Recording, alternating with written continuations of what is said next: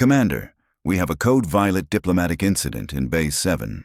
The ambassador's cubs are inside the human's armor, and we can't get them out. Station Commander Xilax's secondary hearts stopped. Code Violet, Vorathi offspring, inside combat armor. He was moving before his communication. According to YouTube analytics, 98% of viewers are not subscribed. That's a huge number. By subscribing the channel that is completely free, you'll help support the channel and never miss fresh content. The officer finished speaking, his claws scraping against the deck plating as he ran. Behind him, he heard the emergency klaxons starting their wail. 17 galactic treaties protected Vorathi cubs, and if anything happened to Ambassador Kaeldra's children, the Vorathi Empire would consider it an act of war. He burst into Base 7 expecting carnage. What he found was worse. Emma Johnson, the human armorer they'd hired 3 months ago, was sitting cross-legged on the deck with her Mark 7 tactical assault armor spread around her in pieces. The armor's chest plate was open, revealing the power core chamber, a space that should be flooding the immediate area with enough radiation to liquefy organic tissue. And inside that chamber, clearly visible through the maintenance hatch, were 2 small Vorathi cubs, their orange-striped fur somehow pristine, their 6 tiny limbs tapping away at crystalline power couplings that could vaporize a grown Krellin. "Oh, hey, Commander," Emma said, not looking up from the servo mechanism she was calibrating. "Sorry about the mess. Figured I'd do the full maintenance cycle while we're docked." The cubs," Xilax managed, his translator struggling with his panic. "Inside the core chamber. They should be dead? Yeah, everyone keeps saying that." Emma glanced at the cubs, who were now chirping happily as they played with what appeared to be live plasma conduits. "They're fine. Smart little guys, actually. They've been handing me tools.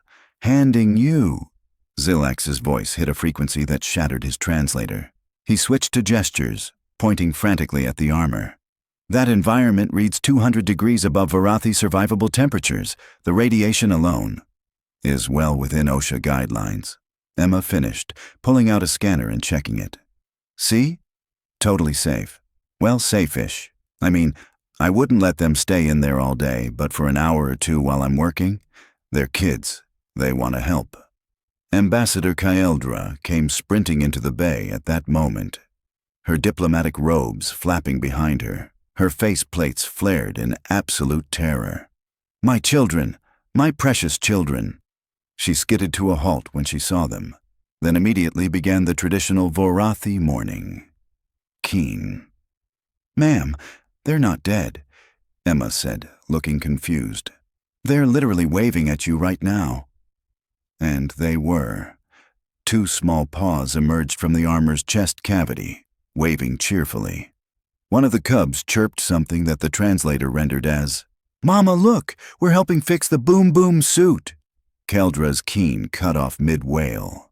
"But the radiation signature, the temperature readings, the proximity to live ammunition feeds, they can't possibly—" "Yeah, about that."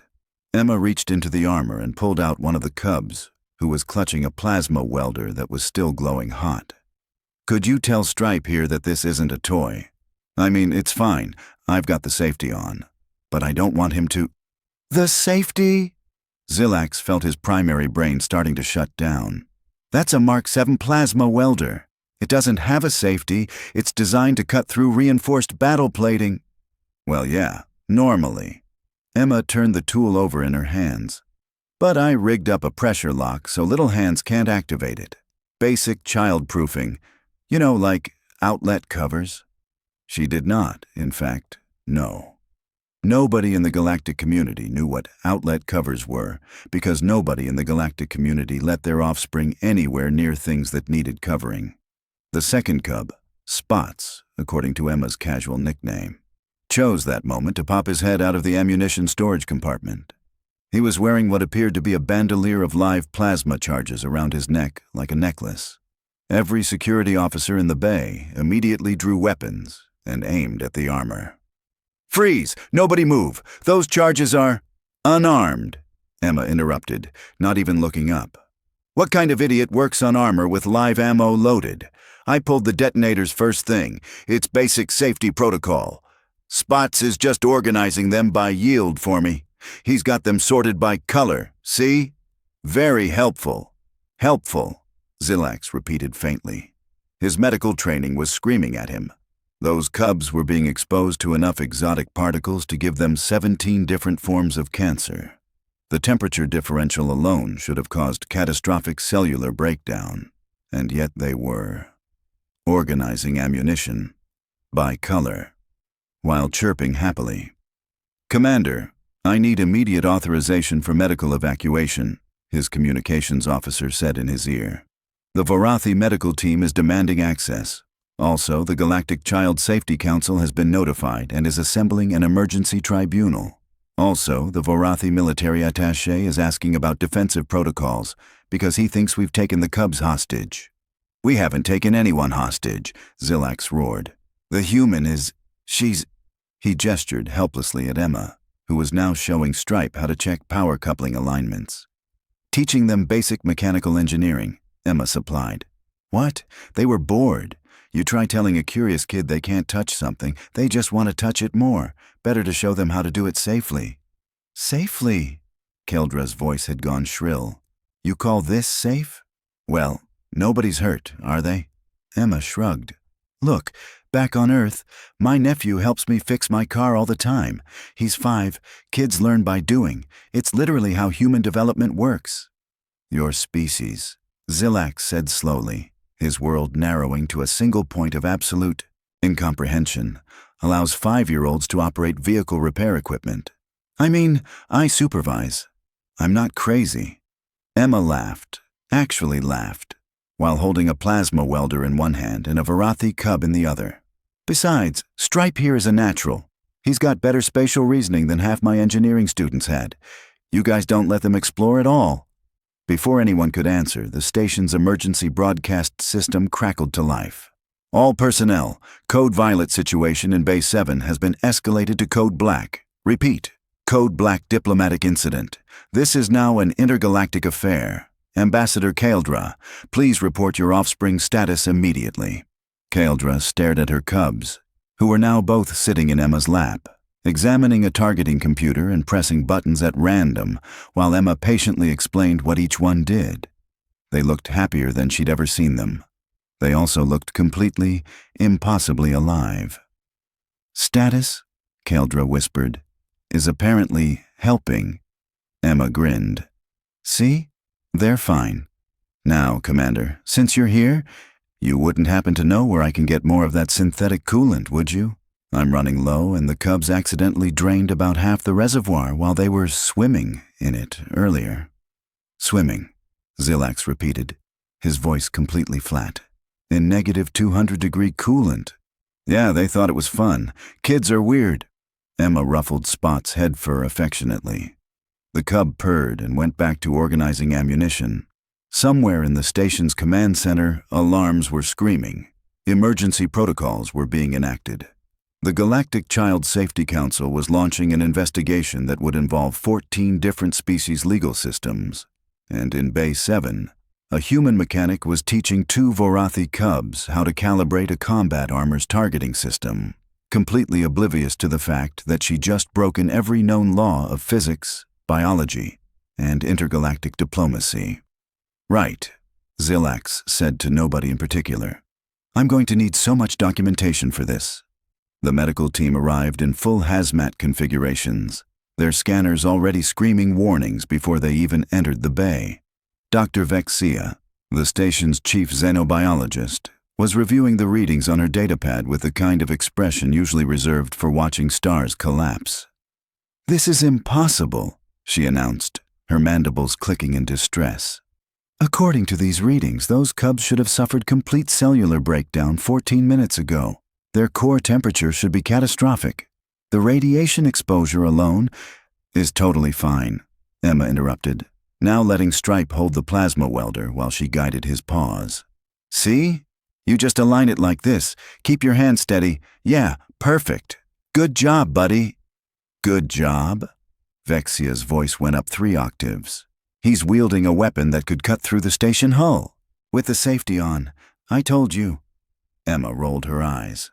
Look, I've got a laser pointer at home that's technically more dangerous than this setting. He's literally just making the metal glow a little. It's fine. Spots chirped from inside the ammunition compartment, where he'd apparently decided to build a fort. He'd arranged the plasma charges into a neat little wall structure, complete with what looked like windows. "Ma'am," one of the medical techs said to Vexia, his scanner trembling in his appendages. "The radiation reading from that compartment should be lethal to Vorathi physiology within 30 seconds of exposure." "How long has he been in there?" Vexia demanded. Emma checked her watch. "About 45 minutes. He wanted to redecorate? And I figured, why not? Keeps him busy." Ambassador Kaldra made a sound like air escaping from a ruptured hull. 45 minutes. Yeah, he's been having a blast. Very creative kid." Emma reached into the compartment and pulled out Spots, who was now holding a plasma charge in each of his 6 paws like toys. "Though I think it's snack time soon. You guys get hungry around this time, right?" "Snack time," Xilax repeated. He'd been standing motionless for the past 10 minutes, his mind refusing to process what he was witnessing. "You're concerned about snack time?" "Well, yeah. Kids get cranky when they're hungry. Basic parenting." Emma dug into her pack and pulled out what appeared to be juice boxes. "I brought extras. Stripe, Spots. You want apple or grape?" The cubs immediately abandoned the armor and bounded over, chirping excitedly. They grabbed the juice boxes with their tiny paws and started drinking, their tails wagging in contentment. "Those are human consumables," Vexia said faintly. "Vorathi digestive systems can't process Earth-based sugars. The chemical composition alone should cause anaphylactic shock." "Huh." Emma watched the cubs happily slurping their juice. "They seem fine to me." "They seem fine," Vexia repeated, her voice taking on a hysterical edge. "They seem fine. My scanners are telling me they're experiencing 17 simultaneous organ failures, but they seem fine." "Maybe your scanners are wrong," Emma suggested helpfully. The medical team simultaneously checked their equipment, recalibrated, ran diagnostics, and got the same impossible readings. "Commander," Vexia said, her professional composure cracking, "I need to contact the Galactic Medical Council. This situation is beyond my expertise. It's beyond anyone's expertise. These cubs are violating every known principle of xenobiology." "Join the club," Xilax muttered. "I've already got the Galactic Child Safety Council, the Vorathi military, and apparently now the Medical Council. Anyone else want to get involved in this nightmare?" His communications officer raised a tentacle. "Sir, the Galactic Safety Administration has just arrived. They're demanding immediate access to inspect the armor and assess the threat level." "Of course they are." The Safety Administration team swept into the bay like an invasion force, led by Inspector Jitaro, a Krellin whose reputation for shutting down unsafe operations was legendary. He took one look at the scene. 2 cubs drinking juice boxes while sitting next to disassembled combat armor, and his skin immediately flushed the deep red of extreme alarm.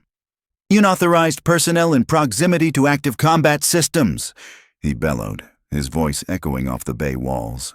"Immediate evacuation required. This armor is classified as a Category 5 hazardous environment." "It's not active," Emma said, not looking up from the servo she was rewiring. "I'm doing maintenance. The power core is exposed. The cooling systems are compromised. There are live ammunition feeds within reach of... Are those children?" "Yep, cubs, technically. They're helping." Jotaro pulled out a scanner that looked like it could double as a weapon and pointed it at the armor. The device immediately started emitting a sound like a dying whale. "This armor is radiating exotic particles at levels that should be contained behind 6 meters of lead shielding. The temperature differential between the core and the ambient environment should be creating a convection current strong enough to ignite atmospheric oxygen. The magnetic containment fields are fluctuating at frequencies that should be liquefying bone tissue." "Uh-huh." Emma held up a component. "Stripe, can you hand me that socket wrench? The blue one." Yeah, that's it. Thanks. Stripe chirped proudly and handed over the tool, which, according to Jataro's scanner, was vibrating at a frequency that should be shattering Varathi's skeletal structure just from proximity. This is a Category 9 violation, Jataro declared, his skin now cycling through colors that didn't exist in nature. I am shutting down this operation immediately. Those cubs must be removed by certified extraction specialists using full biohazard protocols. Sure, go ahead and try, Emma said with a laugh. Fair warning, though, they don't like strangers much.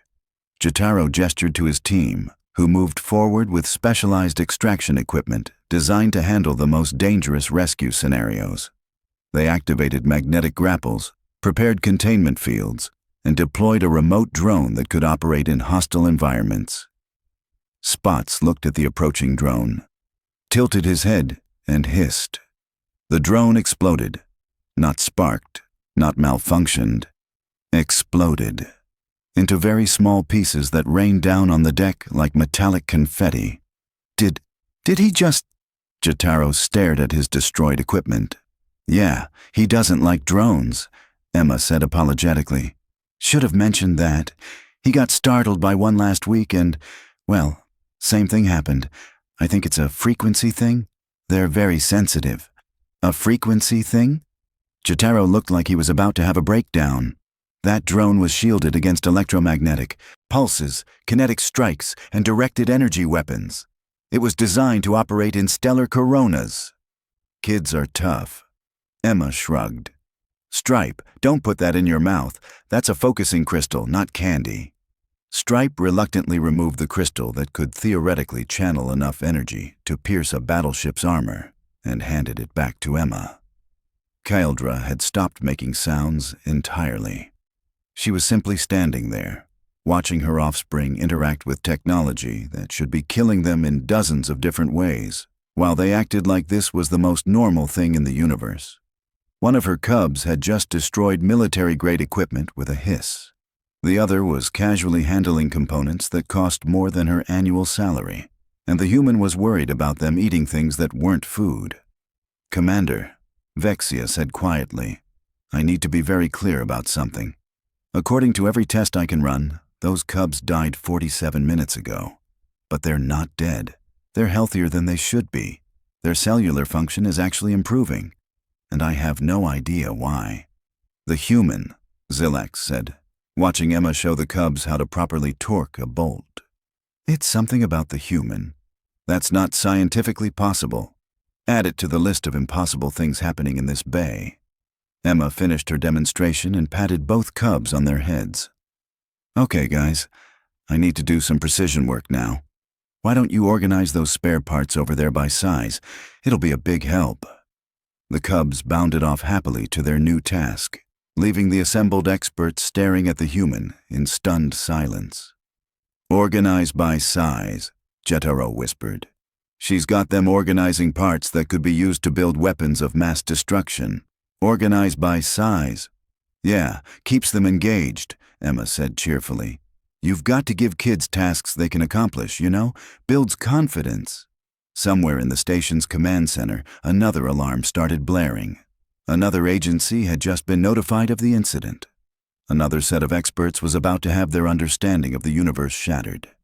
And in Bay 7, 2 Vorathi cubs were learning the difference between metric and imperial measurements while playing with enough firepower to level a small city. I need to file approximately 4,000 incident reports, Xilax said to nobody in particular. And somehow, I don't think any of them are going to make sense. The Galactic Council's emergency Xenopediatric team materialized via quantum relay. Their arrival considered urgent enough to warrant faster-than-light communication protocols. Dr. Lear Anna, who'd written the definitive text on cross-species child development, took one look at her scanner readings and sat down hard on the deck. This violates 47 established principles of developmental biology, she said, her voice hollow. Those cubs should be traumatized. They should be experiencing sensory overload from the electromagnetic fields alone. Instead, their neural activity suggests they're... She checked her scanner again. then a third time. They're learning, rapidly. Their cognitive development is accelerating. Well, yeah, Emma said, sealing an armor plate while Stripe held the molecular bonder steady. Learning by doing is how brains develop. You can't just tell kids stuff and expect it to stick. They need hands-on experience. Hands-on experience with plasma weapons? Lerana shrieked. Supervised hands-on experience, Emma corrected. There's a difference. See how I'm right here? That's called supervision. Spots emerged from the coolant reservoir where he'd been testing the flow rates, his fur covered in the substance that should have flash-frozen his body at the molecular level. He was chirping happily, carrying a datapad he'd found. "Oh, good find," Emma said, taking the datapad. "I've been looking for that. Thanks, buddy." "He was swimming," Vexia said, her voice distant, "in liquid that's colder than the surface of some ice moons." "Kids love water play," Emma replied, toweling Spots off. "Temperature doesn't really matter as long as they're having fun and staying safe." "That is not safe!" At least 6 different experts yelled this simultaneously. Emma looked around at the assembled scientists, medical professionals, and safety inspectors, all of whom were having simultaneous crises of faith in their respective fields. "Okay, real talk? You guys don't let your kids do anything, do you? Like, at all?" Keldra finally found her voice. "We protect them. From everything. Until they reach maturity at age 16, Varathi young are kept in controlled environments with 0 exposure to danger." 0? Emma's eyes widened. "Like, none? They can't climb things, can't explore, can't touch interesting stuff?" "Absolutely not. The risk of harm is too great." "Huh." Emma watched Stripe carefully applying sealant to an armor joint, his small tongue sticking out in concentration. "Well, that explains why your species filed 63 safety complaints about the station playground equipment last month." Xilax had stopped trying to understand anything. His communications officer kept whispering increasingly dire updates about agencies that were getting involved, councils that were convening, and protocols that were being invoked. None of it mattered. The cubs were somehow thriving in an environment that should kill them, and the human thought this was Tuesday. "The real question," Lerana said slowly, her scientific mind trying to find purchase on something that made sense, is how. How are they surviving? Emma shrugged. "Kids are resilient? Plus, I'm watching them. That's literally my entire job right now. Make sure they don't actually hurt themselves while letting them explore. But the radiation is within acceptable parameters. The temperature, they seem comfortable. The toxic materials are properly handled." Every answer Emma gave was technically reasonable. The problem was that what she considered acceptable, comfortable, and properly handled bore no resemblance to any known safety standard in the galaxy. Spots and Stripe had finished organizing the spare parts and were now attempting to reassemble a targeting computer they'd taken apart. They were doing it correctly. "They're 6 months old," Keldra whispered. "They shouldn't be able to do that for another 15 years. "Shows what happens when you let them try," Emma said with a grin. "Let me get this straight," Commander Xilax said, his voice carefully controlled. "Your species raises offspring by deliberately exposing them to danger." "Not danger, exactly," Emma said, watching Stripe successfully calibrate a weapons targeting matrix.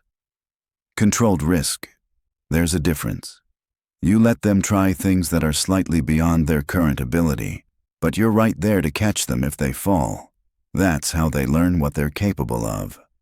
"But they could get hurt," Keldra protested weakly, even as she watched her cubs accomplish tasks she'd thought impossible. "Yeah, sometimes. That's part of learning too." Emma grinned. "My nephew broke his arm falling off his bike when he was 7. Healed up fine, and now he knows his limits better. Plus, he's got a cool story." The assembled experts looked horrified. "You let a child operate a bipedal kinetic vehicle until catastrophic structural failure occurred to his skeletal system. Dr. Lerana's translator could barely handle the medical terminology. And you consider this positive?" I mean, we put training wheels on first, and a helmet. It's not like we just threw him at the bike and hoped for the best. Emma laughed. Though honestly, kids are tougher than you think. They bounce back from stuff that would hospitalize an adult. Spots chirped and held up the targeting computer they'd reassembled. Emma checked it, ran a diagnostic, and her eyebrows rose. Huh, you actually improved the response time. Nice work, guys. She high-fived both cubs, who chirped proudly. Improved it, Vexia said numbly. They improved military-grade targeting systems at 6 months old. Well, they've been watching me work for like 2 hours now. Pattern recognition, problem-solving, mechanical reasoning. That's all stuff kids pick up naturally if you let them. Emma started packing up her tools. Okay, armor's done. Better than it was before, actually. You two did great. The cubs bounded over to their mother, chattering excitedly about everything they'd learned. Kyldra stood frozen as they demonstrated bolt-torquing techniques, explained power flow dynamics, and showed her how to properly align focusing crystals. Her children, her babies. Explaining advanced engineering. This changes everything, she whispered. Does it? Emma closed her toolbox. You've just been overprotecting them. Let them explore a bit, supervised, obviously, and you'll be amazed what they can do. But our protocols might need updating. Emma smiled. Look, I'm not saying throw your kids into a reactor core, but maybe don't keep them in padded rooms until they're adults. They're clearly capable of more than you think. Jotaro was frantically rewriting his entire safety manual in real time. Lirana was muttering about publishing a complete revision of her life's work. Vexia had given up on making her scanners make sense, and was just watching the cubs with something like wonder. Commander, Emma said, checking her watch. I'm actually supposed to be fixing the waste reclamation system in Section C right now. Am I good to go, or? Zelax stared at her. She'd just revolutionized Galactic understanding of child development, proven that human methods worked across species lines, and casually taught 2 cubs advanced engineering. And she was worried about being late to fix toilets. You're dismissed, he managed. 3 hours later, the Galactic Child Development Agency was in emergency session. Kyldra sat before the council, her cubs happily drawing pictures of helping Miss Emma fix things with crayons Emma had provided. Ambassador, the council lead said carefully, you're proposing we completely restructure our approach to youth development across all member species. I'm proposing we consider that perhaps total isolation from risk isn't optimal. Kyldra watched Spots demonstrate a bolt-torquing technique to his sibling. My cubs learned more in 2 hours with a human than in 6 months of traditional education. But the danger was supervised. That appears to be the key factor. She pulled up Emma's file. Human developmental philosophy centers on safe exploration, controlled exposure to challenges that promote growth, the council murmured. It went against everything they knew. But the evidence was sitting right there, drawing pictures and occasionally explaining plasma dynamics. Down in Section C, Emma was elbow deep in a waste reclamation pump, humming to herself. Hey Emma, her supervisor called. Council wants you to consult on Xenopediatric development protocols. Something about revolutionizing childcare across the galaxy? Emma looked up, confused. I just let some kids help with my armor maintenance. Apparently that's revolutionary. Huh. She went back to her wrench. Weird. Her datapad pinged. Message from Kyldra. Stripe and Spots want to know when they can help again? Emma smiled and typed back. Next maintenance cycle. Tell them to bring snacks. She had no idea she'd just changed the course of galactic civilization. But then again, she was busy. Those toilets weren't going to fix themselves.